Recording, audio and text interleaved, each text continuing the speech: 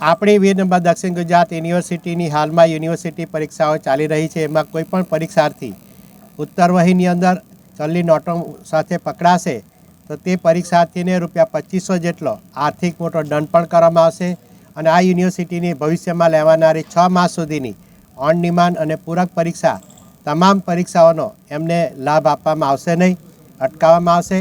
આ ઉપરાંત યુનિવર્સિટી તરફથી જે લોકો આ પરીક્ષાર્થીઓ અભદ્ર ભાષાની અંદર લખાણ લખે છે તે વિદ્યાર્થીઓને મેન્ટલી માનસિક સર્ટિફિકેટ, ફિટનેસ સર્ટિફિકેટ પણ મેળવવાનો એને આદેશ જારી કરી દેવામાં આવ્યો છે।